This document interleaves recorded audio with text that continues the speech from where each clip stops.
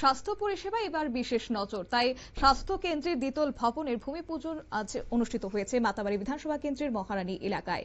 মাতাবাড়ি বিধানসভা কেন্দ্রের মহারানী প্রাথমিক স্বাস্থ্য কেন্দ্রের দ্বিতল ভবনের ভূমি পূজন অনুষ্ঠিত হয়। উপস্থিত ছিলেন বিধায়ক অভিষেক দেবরায়, উদয়পুর মহকুমা স্বাস্থ্য আধিকারিক জয়দেব দেববর্মা, মাতাবাড়ি পঞ্চায়েত সমিতির chairman Shilpi Das, RT executive engineer Tapan Sarkar, বিশিষ্ট সমাজসেবী রফিক মিয়া আলম সহ আরো অন্যান্যরা। কি রয়েছে বিস্তারিত শুনুন।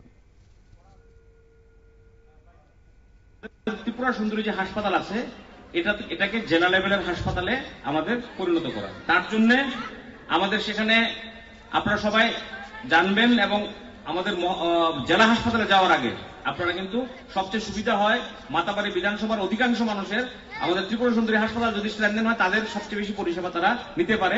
পাশাপাশি বাগমার 4টা পঞ্চায়েত আছে, পোটামাটি, লক্ষ্মীপতি, রাজনগর, আর এদিকে আমাদের মৃত্যুবাজার ওই অংশটা, আর আমাদের মাতাবাড়ি বিধানসভা সবচেয়ে সুবিধা হয় যদি আমাদের ত্রিপুরা সুন্দরী হাসপাতালটা স্ট্রেনথেন হয়, যার জন্য আমরা সেখানে ওটি চালু করার জন্য সর্বরকম ব্যবস্থা করা হয়েছে। ওটি ঠিক করা হয়েছে, জাস্ট কিছু মেশিন, আমাদের ওটি টেবিল।